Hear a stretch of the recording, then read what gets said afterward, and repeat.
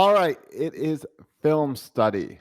It's the offensive episode for week 3 when we get to look back at that amazing offensive performance against the Kansas City Chiefs on Monday night. Ken McKusick, how you doing? Life's good, Josh. How about you? See, I'm able to just pass it to you and you didn't drop it. So, doing all right. So joining us tonight is Dev. Dev, you've been on this show many times. Welcome back.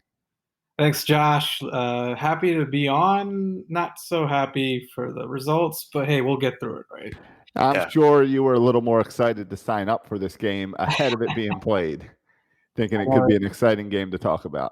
I think I vented to my wife. I said, why am I covering not the game, but I'm like, they have the worst game plans in these moments lately, and it just we'll get into it, but that was a disappointment. I'm like, man, love the matchup on paper, but the game plan was lacking in pizzazz. All right. Well, we're going to get into the game in just a moment. Before we started the game, Ken, I wanted to just thank everyone for being patient with us while we figured out this audio stuff. Yeah, it's been a big deal, folks, and we really appreciate it tremendously. It's been, I don't know how many stages we've been through this, but we think we finally got a platform that's stable. Guests can be at the right level. Josh, really appreciate you working through all this. Now, with one little caveat, a little bit more patience tonight as we're working without headphones for Dev.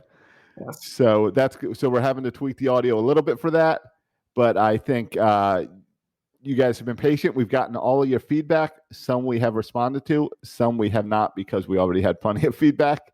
But thank you for sticking with us. We believe it's fixed. We fixed mic issues. We've changed to a new platform for recording, and we were really happy with how the defensive podcast went. So we'll be moving forward on this podcast. Yeah, and I apologize to you, Josh, because as much as the listeners have been complaining about the sound quality, I've been whining about it too a lot. But anyway, we're through it, and I'm thrilled with the new levels. Well, all looking forward. Let's hope that the Ravens can bounce back as much as we've bounced back.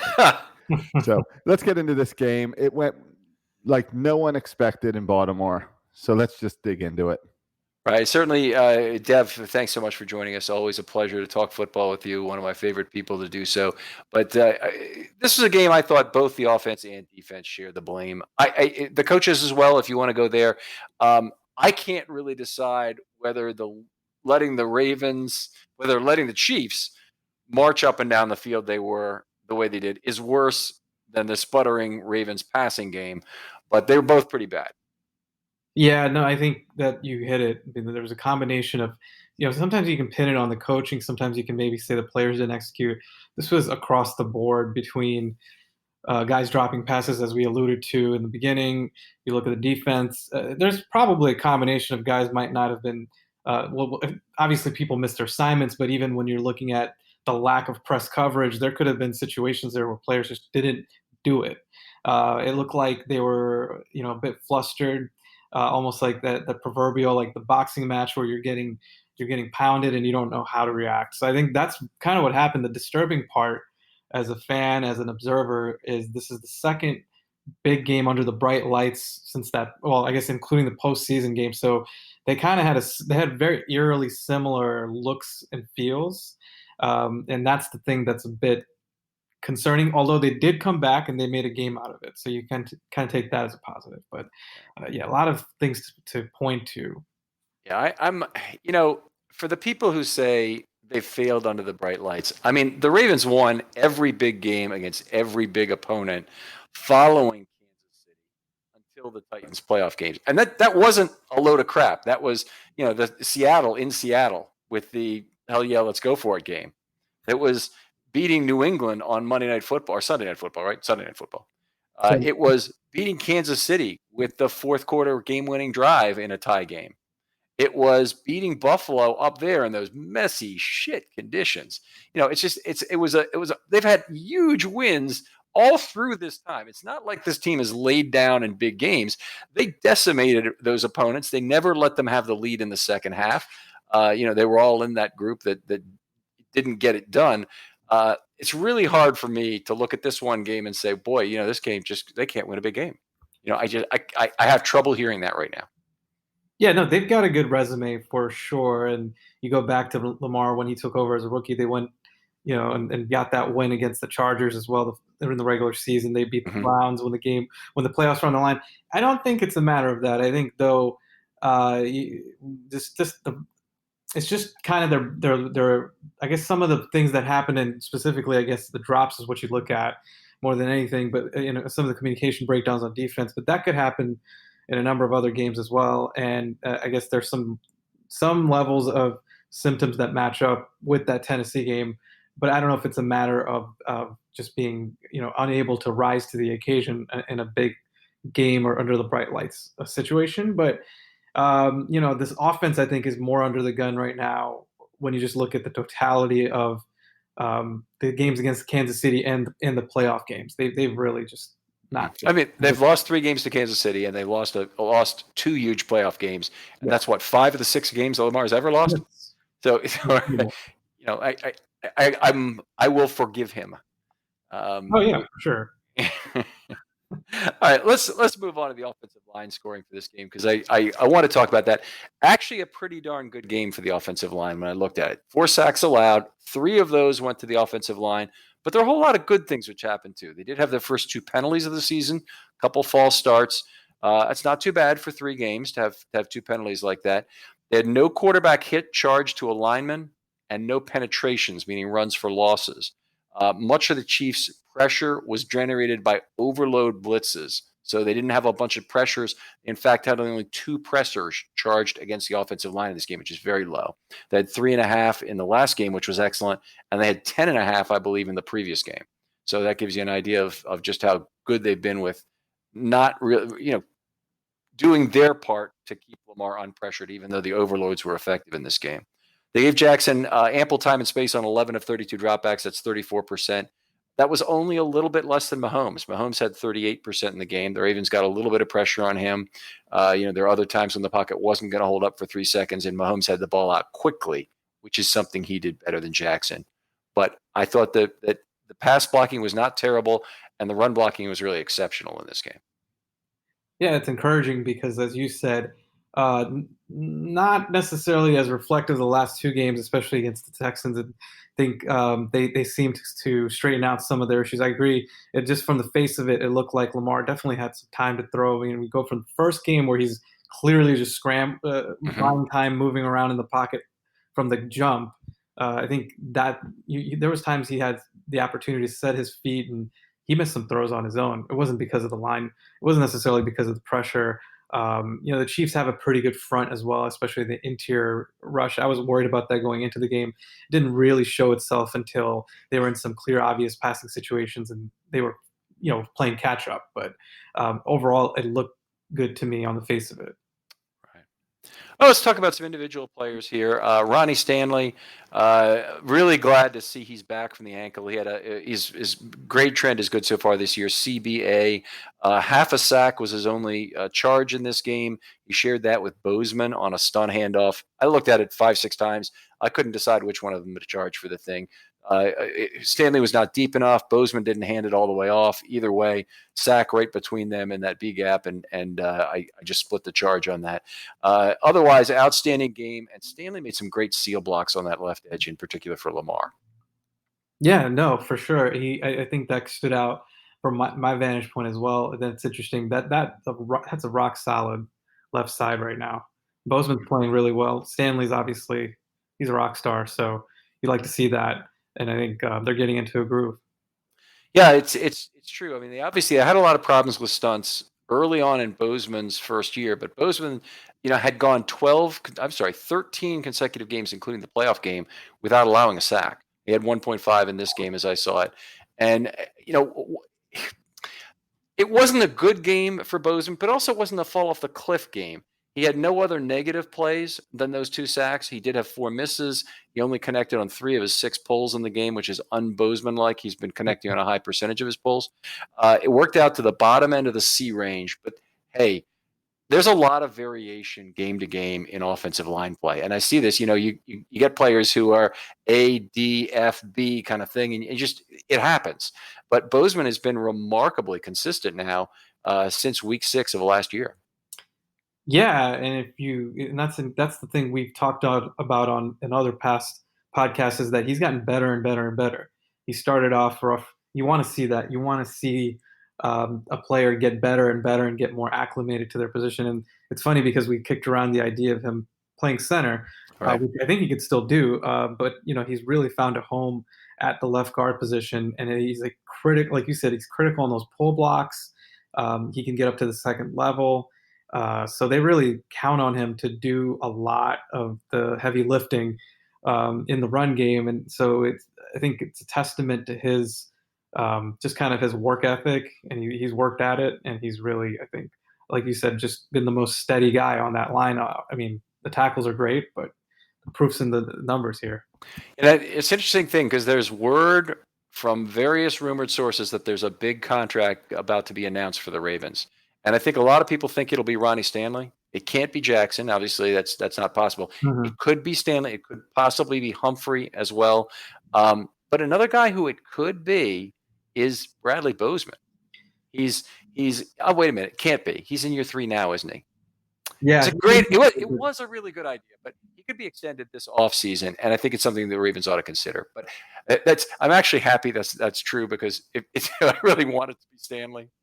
But I think Bradley Bozeman would be a very reasonable player to extend early this offseason and get another piece of that offensive line locked in, and he should be at a discount because it always is after 3 years as opposed to after 4. Well, yeah, and it kind of follows suit with some of the other deals they've made, like the Chuck Clark signing. Ricard. Yeah, Ricard. So they're proactive, and they look at, and that's one of the things it's interesting because I've been beating the drum with Ozzie Newsome for so long. I said, got to get these young guys signed before they hit the market. And Ozzie Newsome would consistently wait until these guys hit the market. So Eric DaCosta, one of his staples is that he's doing what he's doing is locking these guys up before they even get that opportunity, so they can get them under market value.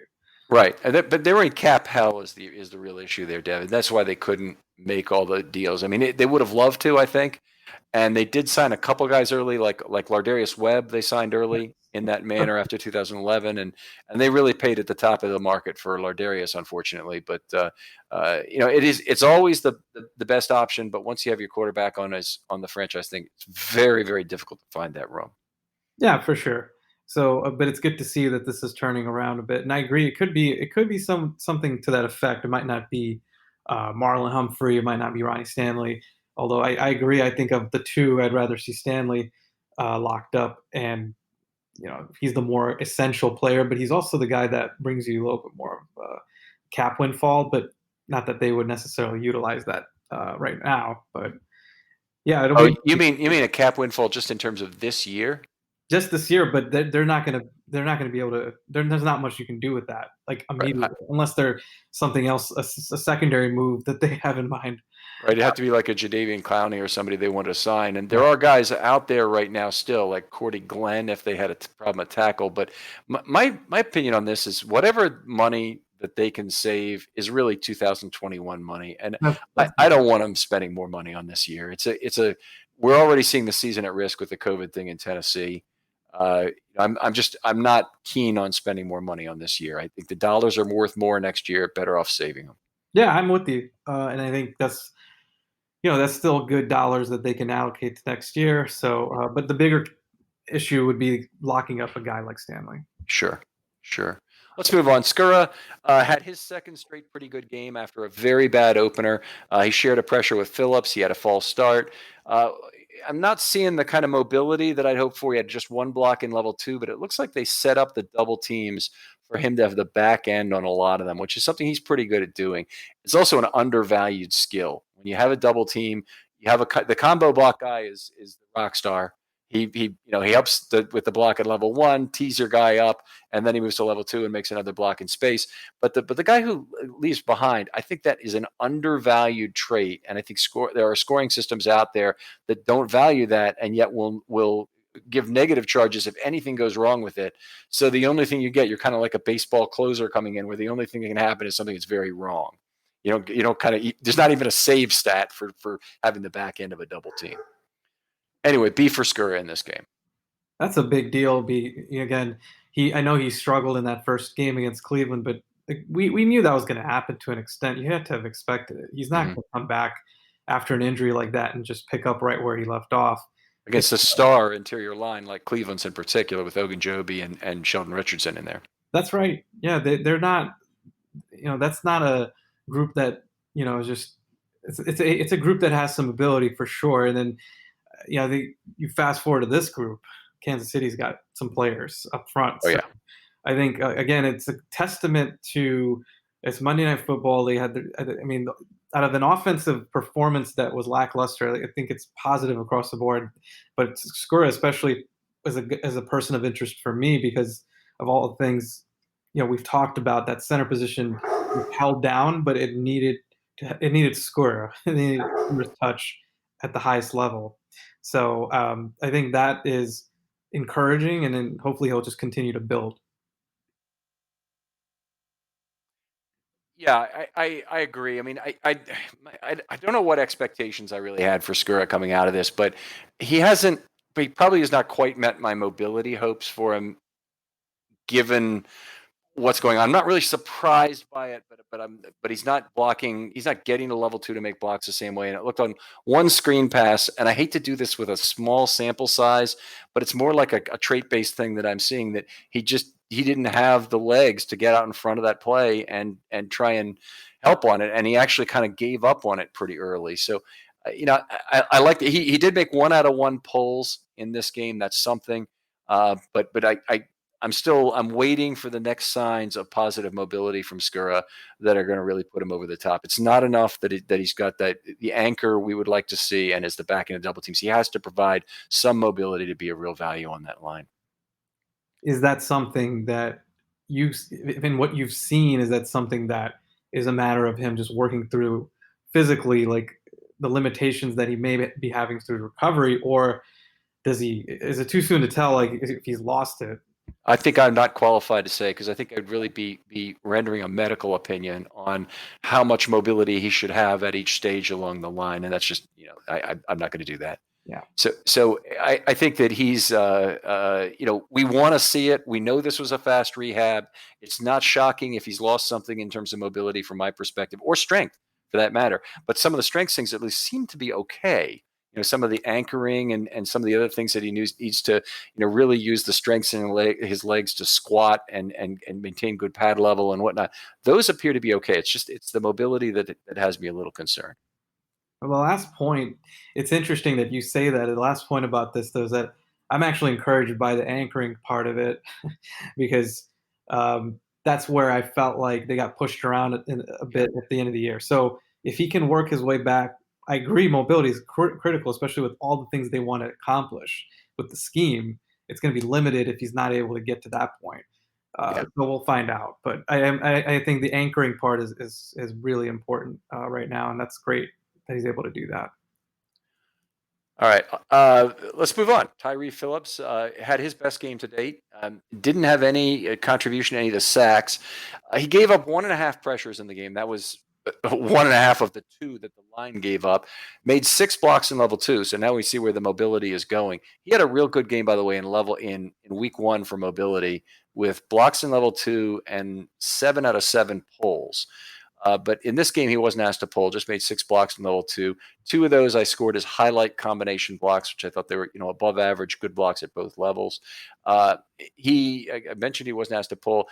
He has a problem that shows up every once in a while that I really don't like, is that he drifts back into the pocket unnecessarily. And some of it he does just because he tries to be closer to the other lineman, or he's looking for work. But what it really ends up doing is impeding Lamar's space in the pocket. And I've noticed that a couple of times. It's just he's loitering in the cone, in the throwing cone, where Lamar either might actually throw through that spot or step up to throw in that spot. But anyway, loitering in there is obviously bad. Yes, and there's no way to know when you look back at the film and the coaches. I'm speaking through, like, if those plays had an impact on Lamar being able to complete a throw down the field, for example. And I guess if you associate those 2 things, then you could kind of make the connection that might have happened. But that's something he's got to clean up as this passing game needs to continue to improve. But it's he's really been encouraging, and it's interesting in your report that he's also making a lot of level 2 blocks. That's phenomenal. Yeah, he had a good game here. His best to date. It was an A as I scored it. I noticed PFF did not have it as good. That's okay. A, C, and an F in his 3 games so far, or maybe it was a D minus, but it's approximately that. Uh, I I think that's very encouraging from a rookie to Mhm. get to get a C average in your early games. That's what Orlando Brown had roughly in his first 3 games. We've seen that from other players, and this is a true rookie starting from game 1 of his rookie year without a preseason. So Yeah. I can make grading allowances for that. Skura started at a lower level and has moved up fairly steadily. As he went. Mhm. Now, Skura was undrafted, and Tyree Phillips is a 3rd-round pick, but still, maybe Brown is the fair comparison there in terms of who his progression ought to emulate. Yeah, and then you also have to factor into this is a position shift, and he's learning the ropes, Right. and there's a lot. Uh, like you said, no preseason. It's impressive. I'm very impressed with him, and I think especially the mobility, especially the movement, like his ability to do that. I don't. I know he's a brawler, and I know he's a guy that can really just overpower people. So if he can hold up in these combination blocks and level 2 blocks, they really got something then, because he's talented, and we've talked about that. Physically, he could become really special. Right. He's got an unusual body build for a guard to me. He looks more and some of this has got to be personal sculpting because I don't think he looked this way in college. I don't think he looked as good in terms of being kind of a sculpted, block, evenly formed block from top to bottom. But he looks more like Michael Orr to me than your typical gourd shaped guard where Mhm. they're carrying more sand in the pants and they're lower and hippier and more muscular in that era and probably have a better anchor because of it. He depends on his length to get a lot of his pass blocking advantages and some of that has worked out and some of it is not. It should really do him well in the run game. I don't think we've really seen that to date. We certainly haven't seen enough evidence to date to see how that's going to help, but I do think it's going to work out in time for him. Yeah, I think early results have been encouraging for sure. So All right, let's move on. I'm sorry, I'm taking too long on the offensive line here. Brown beaten outside for a sack. This was an interesting one. I encourage people to do this. If you have this game on DVR, first of all, I know you probably want to destroy it, but before you do, go back to your DVR, particularly if it's a direct TV DVR, but I imagine this works on other DVRs as well, that it records the 1080i image with 30 frames per second. We've talked about this a little bit before, but if you hit pause at any point and then start clicking the fast forward button one at a time, each one of those clicks will be 1/30th of a second. Now, why is this interesting? If you go to this particular play, basically set it behind where the ball is snapped. Set it before where the ball is snapped. Click forward to the first movement of the football. And then you'll count. It was 21 additional clicks, which is 7/10 of a second before Orlando Brown got out of his stance. I've rarely seen anybody do it that slowly. Overall, a lot of years, yes, of course, it happened, but this was really bad, and it led to a sack. And it was he had one other costly false start in this game. C for the game, but just an interesting thing you can do with your DVR. There's a lot of uses for that in terms of timing stuff in football. very interesting. I wouldn't have thought of that. I know he's no and that's something that is pretty useful because you see it with your eyes, but I mean a lot of times you lose that Mhm. with when you're watching the game. Obviously, you're not watching each individual player every time, right? So I think that's pretty useful. But he seems to continue to have a rocky start to the season overall. Yeah, he hasn't been perfect. He had a good game in the second game. He was really bad in week 1, so he's been all over the board in 3 games. I'm not worried about him. Characteristically, in terms of what he's doing, most of what he does seems to be pretty good. I don't, he doesn't have the greatest probably ability is at the point as opposed to effort in terms of looking for work in level 2 when the play goes to the offside. And this is a problem with tackles in general is that it's hard for them to find work and they don't work too hard to find work if it means going after a cornerback or going after somebody who's on the right side of the field when the run is going to the left. So Right. they just, it is what it is. Huge problem for Bryant McKinney. It's a lesser problem for Orlando Brown, but it's still an issue. for him as well. That makes sense, and I think, you know, that I think that's pretty good. That's a fair point in the evaluation of him so far. So nothing really jumps off the page. And I think, you know, still we still have to remember this third game of the season, and like you said, there's no preseason as well. Mhm. All right, let's move on here. I want to talk about Lamar Jackson. Obviously, in this game, it's a difficult game to talk about. Probably his worst game, 2.2 yards per pass play in this game. And I didn't look back to his rookie year to see what did he have that was in that same level.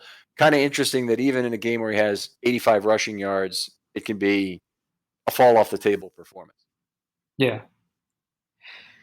Well, I think starting off, you know, there was throws that he missed. There was drops, combination of those things. Like it's hard not to be able to throw over 100 yards in a game. Like it was incredible to see that number. I was stunned by it because you're watching the game and you see a couple completions and you're like, okay, well, you know, maybe they're at like 150, 200. To see that at the end, ultimately was stunning for me. But if you think about it, you know, what were the completions of note? There weren't any in this game, for the most part, right? I think they really just they had a couple of big plays in the run game that really, you know, kind of even the plays that you're used to with Lamar, where he breaks off a play and it's schoolyard football. He finds a guy down the field. I think he had one to Dobbins, if I'm not mistaken. In this Right. I game. mean, I was just going to say the 4 catches for Dobbins no, let's see, where am I looking at this? Yeah, 4 catches for Dobbins for 38. That was really the highlight of the offense, Yeah, including a long of 19. that was it. Yeah, that was pretty much it. And so with Ken, he also, you know, the misses. I don't want to harp on in a big way because I know he was also led down by the drops, but you know, those are misses on the outside, deep routes to Marquise Brown, which it gets back to it gets back to a weak area for him. Now I know he's done some good things to improve that, but again, until he's able to complete these throws, it's still gonna hang over him. Right. You know, he had the 47-yard completion to Marquise Brown that was earlier in the season. I thought he basically underthrew a ball that should have been a touchdown. It was if you looked at where the receiving circle was, it was too close to the coverage circle of the defensive back, such that it made for an easy tackle after the catch. And almost Brown had to slow down, almost lean back into the cornerback in order to make that play. In this game, he just slightly overthrew Brown, and Brown had to switch shoulders on the ball. It almost looked to me like Brown could have caught it. It wasn't far out of his reach, but having to switch shoulders really seemed to. I don't know how much it slowed him down, but it definitely put himself where his hands were not properly aligned with the track of the football. Sure, I mean, that's a fair point. Like he could have made a play on it too. It just seemed like they were off. Both of them were off Yeah. in situations where they normally are on. So that's again to say it's not to pick on Lamar with these misses, but it's a little bit magnified to me just because of the stakes of the game and the opportunities that the Chiefs gave them. They gave them those looks, I think, for a reason. They took their chances that they were, you know, they were forcing some tough throws, not tough throws so much as like pressure pack throws, Mhm. and they didn't hit those plays. Yeah, I mean, Lamar made a few good throws in the game. The touchdown pass to Boyle was a really nice one, but you know, he also got let down, and I think for the first time that since he's been really starting, he really showed some obvious disappointment in his teammates. Is that the word I would use? Frustration, maybe is a Visible, better way of putting it. I'm sorry, yeah, say again? visible frustration, Yes. which is interesting that you bring that up because I made a note. I didn't put this out on social media, but I was tempted to do it, which is that, and I kind of alluded to it. Like Lamar, I feel like he's got to have better poise in these situations. Emote less on the field. Yeah, he's got to, and I know he's passionate, and I know you know, somebody would probably listen to this and say, well, what about all the other quarterbacks that are out there, like Philip Rivers? Mhm. But I think, you know, the thing with Lamar is his energy really resonates with the rest of the guys so Yeah. much that he's got to just stay composed, and especially when they're down in the games. The Mark Andrews drop is a great example. Like they pan to him, and he just turned his head 200, well, not 270 degrees. What is it? About 120 degrees. Yeah, and you can't do that. I mean, Andrews made the one-handed catch in the first touchdown of the season, right? So he's gonna, it's compounded, and I know we don't want to make this into, a game in which, like, mentally maybe are they going to be able to overcome some of this, because like you said, they've won some big games and they've made some big catches. Like Mark Andrews especially has done that, but now Andrews has a few drops to his name as well in back-to-back sequences against Tennessee and now Kansas City. So I think, hopefully Lamar took these guys aside during the week and just said, look, I didn't mean for my, body language to come across that way. Let's go get it. Let's turn this around. And I'm sure he did. He's a good leader. But that's a good point, I think, that needs to be talked about, is that he did show some frustration. Okay, I'm just looking at this right now. It looks like to me, Mark Andrews has a 58% catch rate beginning in week 3 of last year. It's a big problem. This is not a small problem anymore. It's not just drops. It's just not catching the football for whatever reason. There's been lots of rain. There's been lots of other issues, but he caught 16 of 17 balls the first 2 weeks last year. That was fantastic. Since then, he's been not the same guy anymore. And he caught 3 of 8 balls in this game. Some of that was Lamar, okay, and some of it was Andrews not going up and making some catches that he could have made. There was a catch in the middle of the field where I don't think the ball got tipped in any way that I thought Andrews could have had. No. Would have been a good catch, but the throw was good. I mean, the throw was in the window. That was a critical one. That was, I think, the second down play. Lamar had it down the hole almost, and Mark just dropped it, and then the end zone drop. So it's turning into, it's definitely turning into a like you said, you can't blow it off type of thing. It's turning into a concern, I think is probably the right word. And he's a great player. He's a big time playmaker, but the argument that people might start to make if he doesn't turn this around is you also traded Hayden Hurst, who had the hands. So who definitely had the hands. Yeah. Andrews is a guy.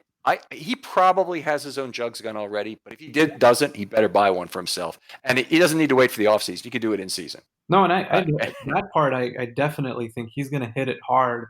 Real quick, Ken, is that you and I are both NFL historians. Mm-hmm. I didn't realize this, but in Tony Gonzalez's first 3 seasons, he struggled with drops. He's a Hall of Fame tight end. He's one of the top 3 to 5 tight ends of all time. But I watched, I think it was a Football Life on Tony Gonzalez, and apparently, and I didn't even know this, I think his 3rd season, which is where I think Mark Andrews is at, struggled with drops. So it's not a situation where he can't overcome it, but he's got to turn it around pretty quickly, because on a team that has 2 guys as their top guys, Andrews has to turn it around. He's a critical piece. Right. In Gonzalez's second year in 1998, had just a 57.8% catch rate. For his career, under 66%, which for a tight end, by the way, ain't too great. Well, he's in the Hall of Fame. But there you go. There's even I didn't know if it was his second or third year. So that sounds about right. But okay. I think he'll turn it around. He's too good of a player. But I agree. Concerning for sure.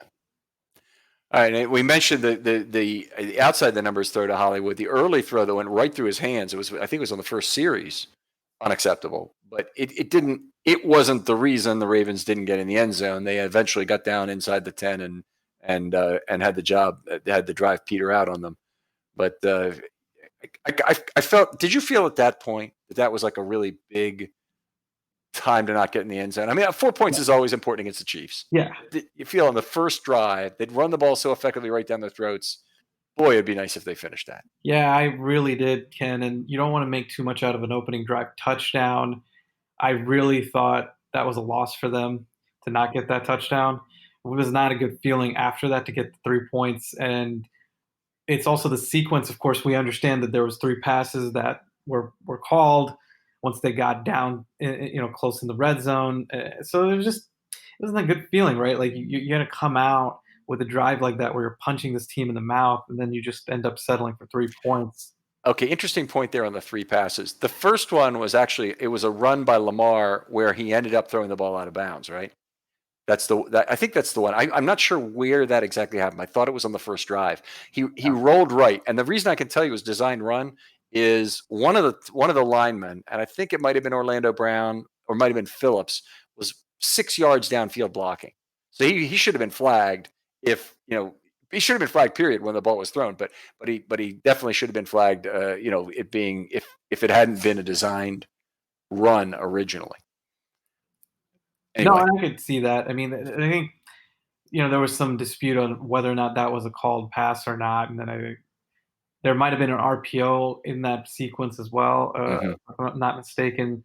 I'm trying to think back if that was it Duvernay or to Dobbins? I can't remember who it was.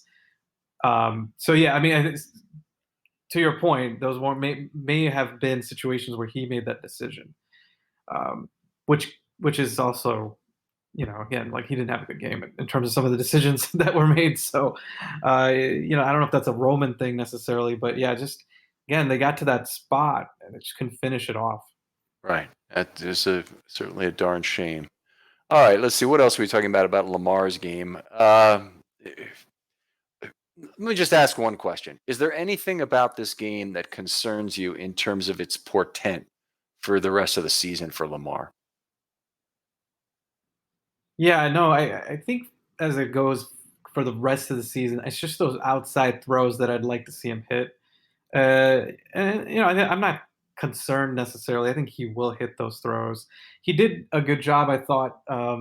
Again, this is one thing where he gets knocked unnecessarily, I think unfairly, that he can't bring the team back. I think it's just ridiculous because, in fairness, yes, he hasn't won those games, but like in any of these situations, the Tennessee game, even he's making plays. He's not, it's not a situation where when they're down, he's done. He doesn't look good. He's throwing interceptions and he's tripping over himself. He's still making a number of plays, and he did that. And I thought he showed a lot of fight. We get back to the passing performance, which still stunk. And, we know that needs to improve. But I think that was an outlier. Nothing really that sticks out in my mind that's a major concern. But I do think, being able to complete some of these key passes early in the game. And I think he's going to get some, like you said, the drop is tough. Not to harp on that, the drop to Marquise Brown is tough just because it seems like when they have it early in the game, it might get in their heads a little bit. So I think they've got to have some confidence and some easy completions. And I think maybe that's something that they got to work on. Give Lamar some easier completions to get in a rhythm early. Right. He did not throw many balls down the field, period, in this game, but he certainly didn't complete many balls in the field. And it's interesting because I went over to Next Gen to see if I could see the average completion air yards from this game. I don't know how you are when you look at graphs and try and figure it out an average, but all the throws are like under 5 yards, and some of them are obviously for negative yards on screens. And it looks like it might be about 2 yards, maybe 1 yard might have been his average completion in this game, which is terrible, off the charts terrible. And for sure. So he missed all his long throws in this game. That's a re-rearing of the one of the complaints about Lamar is that he doesn't really have a good deep ball. So anyway, let's move on. Obviously, we hope Lamar doesn't run into any of these emotional issues going forward, or the other ones that are in terms of being as accurate as he was in, say, week 1. Dev, I wanted to open this up now. I know you had a number of plays you wanted to discuss. I saw your list. It's outstanding. So why don't we go through those? I have some comments on each of those, and we can talk through those. Excellent. Sounds like a plan. Let's do it. All right. So, I mean, I think, just starting off looking at, the plays that I charted, I'm going to start in the first drive. Actually, the first drive is what really, it was so interesting to me. I got so excited watching that drive because I'm like, they're back to basics. You saw that in the Houston game. In the second half, they were pounding the football. They had Ricard on the field. They had Boyle on the field. They were in their heavy sets. They've done some things, and I've written about it, where Greg Roman has straddled the line between 3 wide formations, 3 wide looks, not having Ricard on the field, and then also having Ricard on the field. I think he's really trying to figure it out without Hayden Hurst right now. Like, what's the sweet spot? Well, they came out and Ricard was on the field, and they had some good runs, and that was good. That was the good, and I think they obviously bogged down when they got in the red zone, so we know about that. One of the things that stood out to me though was Dobbins' usage, and so third downs he was utilized most of the game. He was the third down back. Right. They used him a number of different ways. They used him as a decoy. He was used on a couple of fakes. They got him out in some pass routes. I think they could have done more with that, frankly. I like his usage overall. I think they can use him more in early downs. I think they can use him more in the red zone. I think there's a lot to like with him. That's not to take away from the other guys either. Like I think Gus and Ingram, like they have to figure out their mix, but I think what stood out to me was just Dobbins' versatility on third downs. They flexed him out wide. There was some good stuff there. Let's just put it this way, Ken, out of an offensive performance and scheme that really just was a train wreck. I think this was one of the standout things that Roma did well. I think Dobbins' usage on third down really stood out. So, okay, for reception, he only had carried the ball one time. Now, what I'm seeing in his usage is I'm seeing Ray Rice 2008. They're basically using him when they had McGahee and McLean on that team, also running the ball and eating up a lot of those early down carries. They had Rice available, and they had to figure out how do they mix him into the offense when he was, as it proved out to be, by far the best back of the group. So anyway, what they've done with Dobbins is they've started him off on third downs, which I think is the most meshing with what skills he has. And I'll add that I've seen him make a couple of very good pass blocks. We don't have a sample size that I'm yet comfortable talking about, but he upended a player in this game that it was just on the edge of the screen. That was just beautiful to see. It was a great pass block. If he's going to be on the field on third down to be useful, that has to be part of his game. He has to be able to pass block, stay in the backfield if that's necessary. Also, create situations where they can force a linebacker or someone else, perhaps a safety, to cover him on a 5 wide situation and create space for Lamar to leave the pocket. I mean, that's part of it too, is you're creating space when you move them out. It's not always about that one-on-one matchup. It's drawing a defender out and being able to create more avenues and lanes. So that's just it too. And I think he does that, and he forces those matchups more than the other guys do. No Justice Hill right now. So I think he's got some of that ability as well to go out and run routes and be a space player. Dobbins is really like his electric ability, I think, is just it's on the surface, and it's going to break out. It might even be this game coming up against the Washington football team. So it's coming close. I love his, again, like you said, he's underutilized overall in this game in terms of actual touches, but him being used as a chess piece, I think, is something to look forward to going forward. Okay, let's hear another. That was a good one. Yeah, and I think another thing that I made a note of, aside from that first drive, or on that first drive, but you also had, and I think we're going to touch on it in a little bit of a deeper level, is Devin Duvernay also touched the ball on a sweep, jet sweep. I think it was a jet sweep. It's not a very impactful play, but again, just kind of, I think whenever he touches the ball, it's noteworthy because it's clear that they want to get him involved, and I think he's responded well to that. I love Duvernay's usage so far. Harbaugh's a special teams guy. He obviously loves this, but the kickoff return is an obvious usage of Duvernay that he's going to be valuable. He's going to be active every week just because of that. But he's now a punt gunner. I don't know if you caught that in this game, that he's one of their 2 guys who's on the outside trying to cover punts. You know how Harbaugh must value that very highly. And then to see him now go up to 3 targets instead of 1 each in the previous 2 games, I think we're about to see a breakout on there. I mean, I would not be surprised if there's some game this year where he might get targeted, say, 7 times. And in a lot of ways, he's what we hoped Justice Hill would be last year. Yeah, I agree. I think he's really more versatile, and you can line him up at tailback. You can line him up in the slot. You can line him up outside. I don't want to make too much out of this because I haven't been bashful comparing him in a role way, not necessarily like at the same quality level of the Deebo Samuel or some of these other guys, but I think that they've wanted to integrate that into this offense. It makes perfect sense that they would because of all the motion and all the other pre-snap movement that they do, and then some of the illusion of the offense. So he really works well in that, and I think that they've done some things to preview his ability in the offense. So yeah, I was encouraged, hearing Harbaugh after the game saying they do need to get him more involved. He's pushing for that. And last thing I want to bring up with him is not just on underneath stuff, down the field, vertical, Oh yeah. up the field. He can do that too, and he's got that ability. So there's not much he can't really do.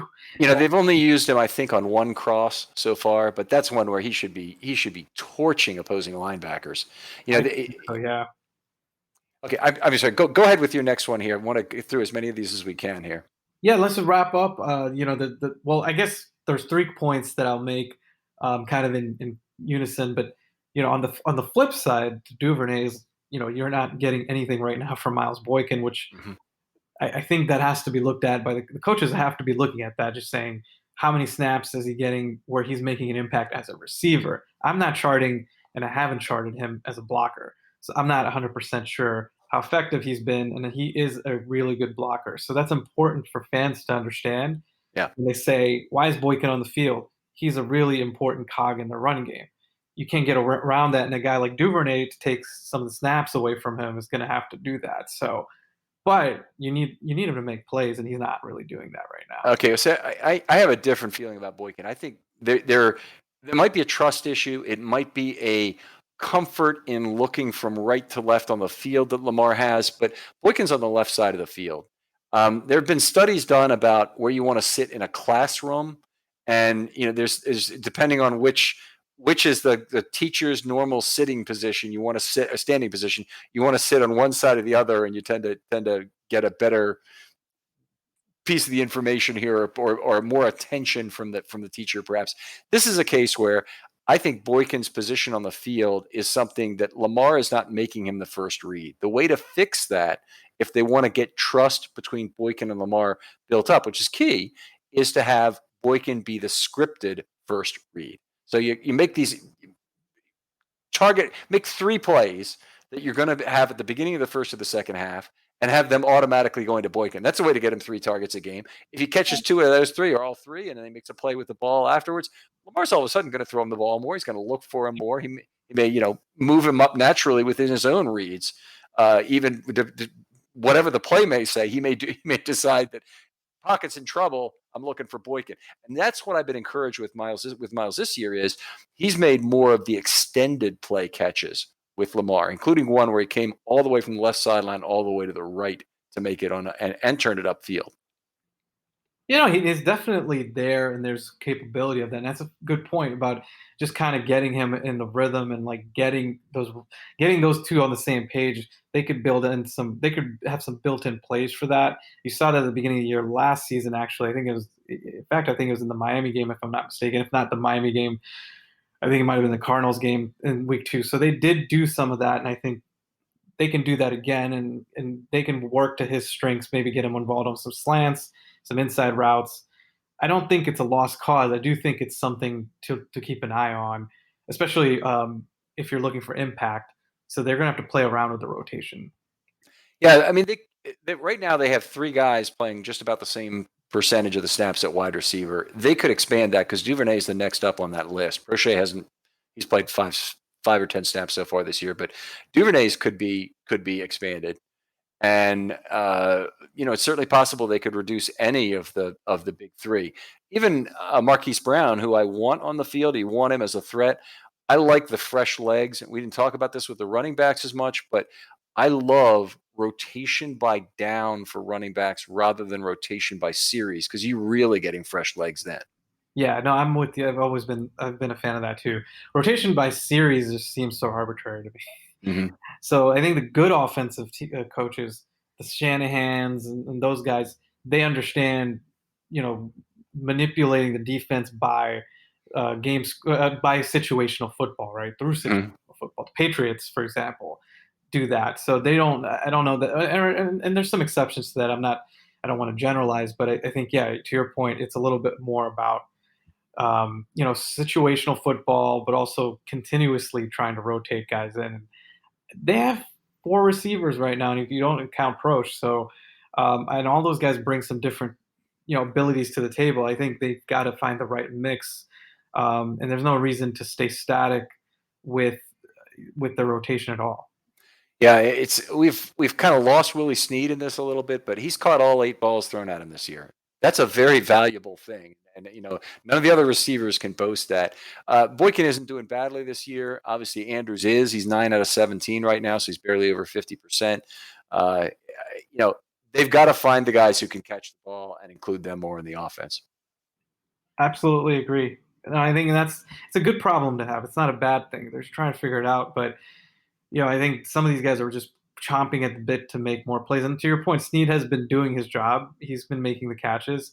But I think the routes need to vary. And I did make another note here about just plays is that you didn't really see crossers in the middle of the field. You didn't see like second level or deep intermediate routes, intersecting routes, rub routes, things that, I saw some of that in the first 2 games. And then especially with Andrews, they did a nice job of getting him open off of that. I'd like to see that happen more. They really need to do that. And they had the fiasco. I think with Boykin and Snead running into each other. So maybe I'm putting that out there, and they just need to execute better. Well, if you look at the dot diagrams now, and they're available in Next Gen of some of the plays and how they were run, you'll see you'll see all 5 routes on there. And you'll see that the Chiefs are not at all scared. First, to start in bunch, they had the 4-man stack, which is the first time that's been done in 5 years of Next Gen, keeping the diagrams of it. You remember the 4-man stack? But anyway, I saw that. Yep. No, okay. That was incredible. And they were fearless in terms of their willingness to basically show the Ravens a stack. Do whatever they had to do in terms of rubbing from a route across the field on it, or just confusing the Ravens defenders, and it continued to work. So why go away from it? And if you look at the routes they ran a very high percentage of shallow crosses in the game, and they always seem to manufacture open space. I wish the Ravens could do the same thing, but they're not really a stack team. They're not really a bunch formation team. They played, and yeah, to that point, they're not at the level of Kansas City at all. Well, nobody is, but or Pittsburgh in past years. Or Pittsburgh in past years, yeah, exactly. That was their go-to. They got Hines Ward going on a lot of slot routes inside, but I saw good usage of 3-by-1s, and I'd like to see more of it. I feel like they're trying to get it involved, and there's positives to it, and I just would like to see more of that. And I think just to wrap up on any of the things I observed, the play action they tried to use more of the play action in the second half. Had some mixed results with that on early downs. So I think that was their approach to try to get the passing game going and kind of to rev it back up. So again, they had some mixed results with that, and that was something else I noted. But I think they've got a chance to turn things around with their play action, and they need to just execute on those plays. Let me give you one more question. Do you think the Ravens are running enough pistol compared to last year? They ran a highly disproportionate amount of pistol. That fueled the read option, of course, by forcing discipline on both sides of the defense, and then forcing extreme discipline from the guy who goes unblocked.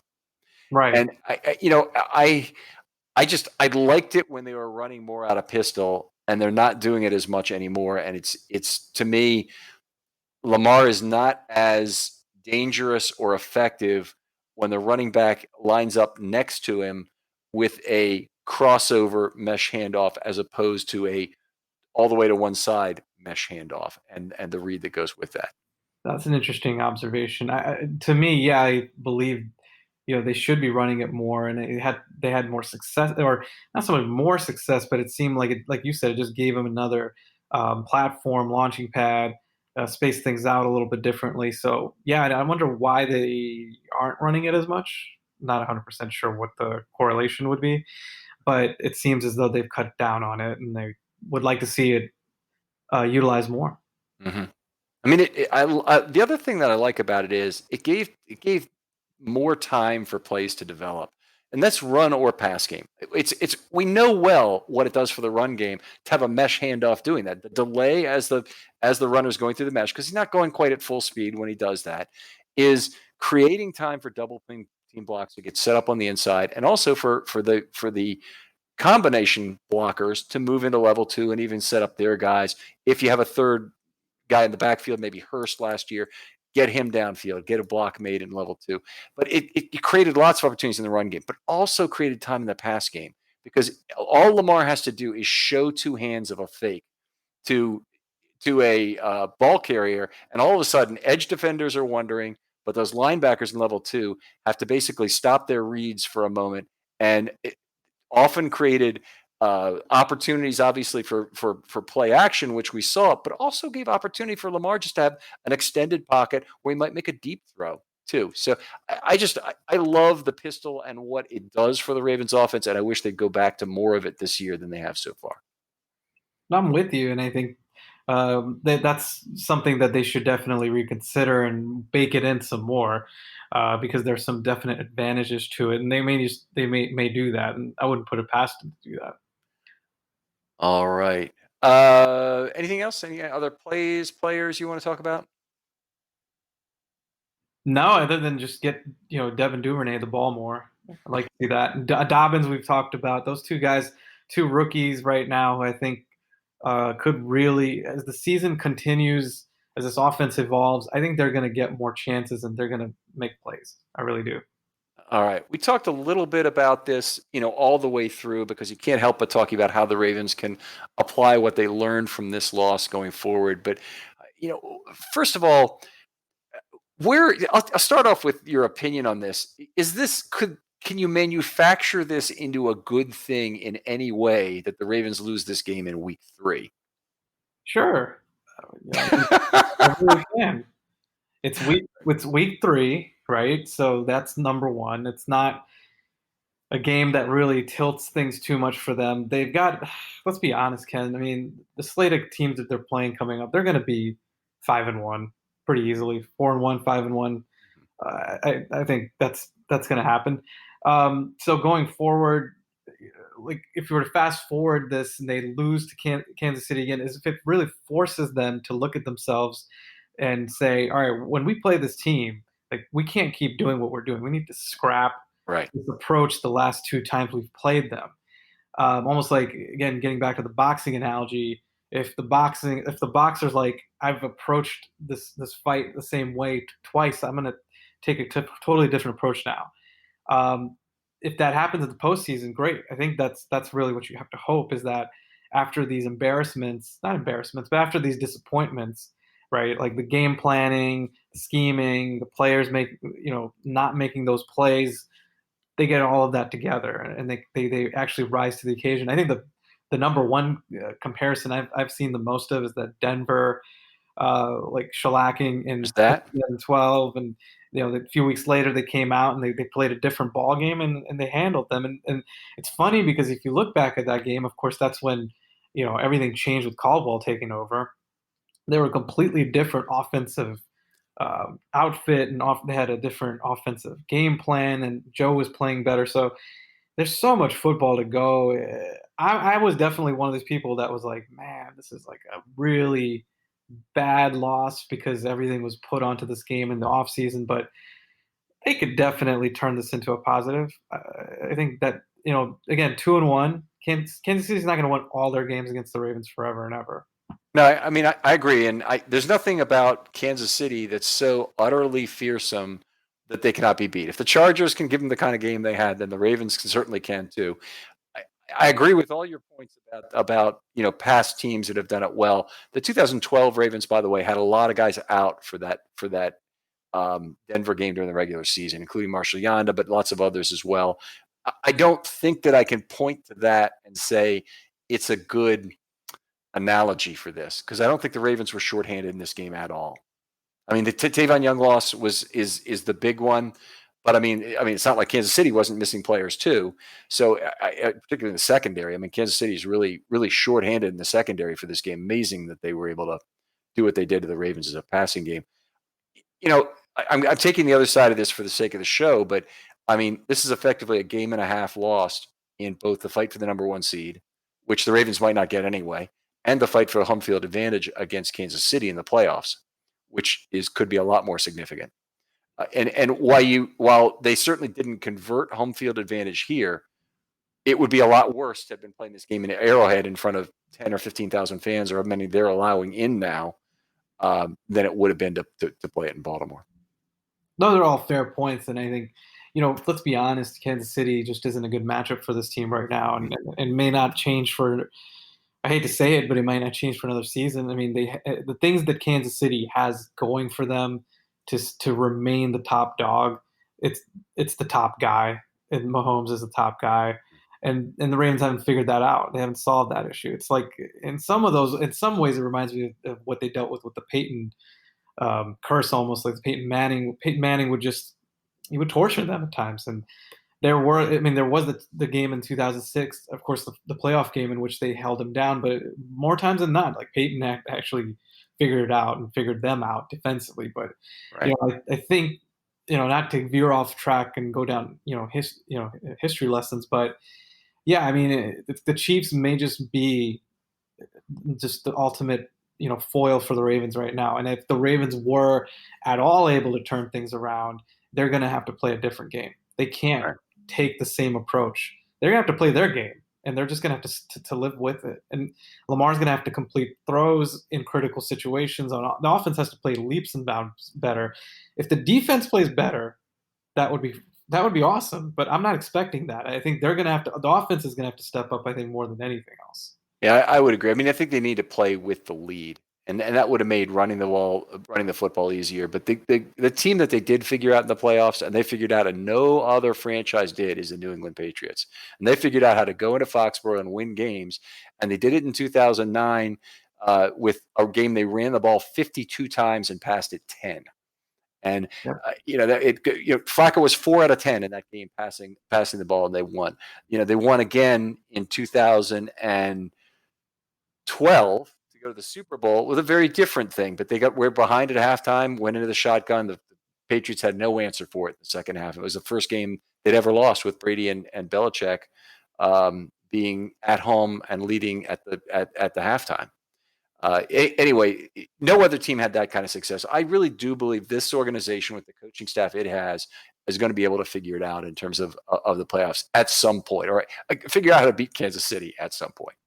Yeah, and to your point, they did lose to Pittsburgh multiple times in the postseason as well. If you think back to those losses, it took them multiple cracks. I think the fan base just has to stay patient. This might not get figured out in one season or one off season. It's possible it could take a couple of seasons, and I know people don't want to hear that because we're 3 games into the season, and this was supposed to be the over the hump game. It didn't work out that way, but that's the beauty of sports. You get another chance at these guys. Yeah, and maybe you don't, and maybe somebody else takes care of them, and that's another possibility. I mean, maybe Pittsburgh goes and takes care of them, and the Ravens, can figure out how to beat Pittsburgh. So there's lots of different possibilities. I am concerned with this loss. Also, it's a conference loss, and it does reduce their chances of winning the division. And they've got 2 competitive teams in the division. Pittsburgh's definitely competitive. I'm not fearful in any way of who Roethlisberger is. I think he'll let them down. But then I've been saying that for years, frankly, about him. And the only time he's really let him down is when he's been injured. But the Browns right now are enormous and physical on both sides of the football, on both sides of the line of scrimmage. And they gave the Ravens all they could handle at the line of scrimmage in week 1. And it really concerns me more that they might be legitimate going the stretch. And Baker Mayfield's going to have to figure it out, but he certainly could with the protection he's got. They could, yeah. Then I think they're starting to figure out the fact that they're going to be who they are, which is they're going to pound the football. They've got the best I think they've got the best tandem at running back in the league by leaps and bounds. And I said that in week 1 when people were concerned that they got run on. I was like, they're going to do this to every team they play pretty much. So they are poised to be difficult in that sense. I do think I think the Ravens with their defensive scheme, they really do actually match up better with the Browns and Baker can't face pressure, does struggle with pressure. So that's something that they have going for them versus like Mahomes, for example, who just absolutely thrives on the blitz or facing the blitz. Mhm. Steelers are interesting. I still haven't bought them at all. I still think the Browns are actually a little bit better than them, and Probably. I'd say the Steelers' defense is, of course, is very difficult, and they gave the Ravens a run for their money in that first game last year. Lamar, I think, had his worst. I think he had his worst performance, if I'm not mistaken, against the Steelers the regular season, just in terms of the statistics. We're talking about like week 5 when he had 2 interceptions. Yeah, Yeah. he definitely was, I think, up there in terms of one of his worst statistical performances. That defense has gotten better. If you think about some of the additions they've made. So I respect their defense for sure. I just think they don't have enough firepower to keep up with the Ravens, and I don't think they have an answer for the run game when the run game's going. So um, I'm not as concerned necessarily with those teams. I think they could lose once, maybe to Pittsburgh, and go 5-1 in the division, but I see them still being a notch above, and I think that'll prove itself out throughout the course of the season. All right. Well, I certainly hope you're right about that. One of the things, the only other thing I want to talk about coming out of this game is, do you have any fear that other teams are going to try and emulate what the Chiefs did in this game? Or was the singular performance of Mahomes too special to be really duplicatable? I mean, I guess I'm more concerned that we're going to see the Ravens will face more bunch, more stack, which is probably they can coach themselves into a better position that way. But shallow crosses and medium crosses as well are areas of weakness for this team because their linebackers are just not going to do them a lot of favors in coverage. You just nailed it. That's my concern. That's the concern, is the coverage in the middle of the field, is the linebackers' ability to read motion, misdirection. I don't think that there's any team that's going to duplicate what Kansas City did in that sense. But do I think that the other teams are going to attempt to do it? Are they going to try to move these linebackers laterally, give them eye candy? Yeah, I think that's going to happen until they can fix that. And then you've got the slot concerns with Tavon Young. I think there is some definite, I think there's some definite opportunities there for other teams to exploit that. Good coaches. I can see even maybe not this week, but looking down the road, I'm thinking to the Philly game. Doug Peterson's a hell of a coach. I know they're depleted on offense, but I could see that happening where he figures out scheme wise, like I got to get these guys out of position, and he comes from the Andy Reid tree. So if we're just thinking about it from just that point of view, that's probably the single biggest concern. On the other side of the football, I think you're right. I don't think, I think some of the stuff that coverage wise and some of the things that the Chiefs were able to do, I think teams may duplicate that. I think the Ravens will burn them on those opportunities though. And I just think, and getting to the Mahomes argument, nobody has Mahomes. So the blitzes that Wing dials up, they're not going to get dissected as easily. Right. But I do, that concern you just brought up, the middle of the field, the crossing routes, the inability to cover tight ends, that's my biggest concern right now. Okay. So let's do this. Let's go to the. I'll toss in my fake mailbag question before we go to Josh here. Here it is. The Ravens can make one personnel move and get a veteran pass rusher, and let's say it's Clay Matthews, or they can get a slot corner who actually has some ability. Which is the greater need for the Ravens right now? I would actually, the need I think is for the pass rusher, but if you're telling me it's a guy like Clay Matthews, I don't know if that's exactly going to improve any of the guys that they have. I don't. At that point, I'd say play Bowser more, or give him more reps, or something like that. But if you're telling me that there's a better slot corner out there, I'll take that because to me that's a little bit easier to work with. And there may be something to that, but I don't know who they could get. Yannick's not available. We talked about that on a previous podcast, so I don't think there's anything with a pass rusher that they could kind of. Yeah, the Vikings already extended Yannick, right? I don't think they. Because if they didn't, he's available. Because I guarantee you the Vikings will trade him right now if they are not still of a mind to extend him. Now, given what they traded, they're 0-3 right now, and they're falling apart. And with all the injuries they have on defense, I don't think that's getting any better. So that's still on the table. That's still on the table. But yeah, that's my answer there. But I'd say I'd want the pass rusher for sure, but I don't see there being a quick fix there. Okay, I personally, I think that they would solve a lot more problems by getting Humphrey back on the outside and having a really good slot corner. Humphrey is under.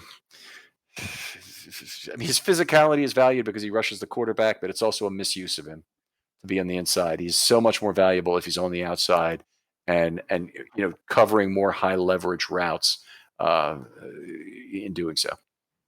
I agree. I think it's nice when they give him some of the snaps and they move him around, especially he's got some snaps even at linebacker. I mean, there's been some interesting designs there, but I think his home is on the outside. You can use him that way here and there, but I don't think it's a ideal situation long term. How are we doing in the mailbag, Josh? You guys cleared out the mailbag. I mean, everything you guys have covered, whether it's Dobbins and getting him the ball more, whether we should make a personnel move, future teams we should be concerned about. Only other thing is, how do you stop the drops? Is there anything the Ravens can do to stop the amount of drops they had on Monday night? Everybody gets their own jugs gun. No, I don't know what you do. Obviously, time on the jugs gun is now what you're allowed to do while they're in the facility here. But I really do like the players. I really love the fact that Boykin bought his own gun on the offseason.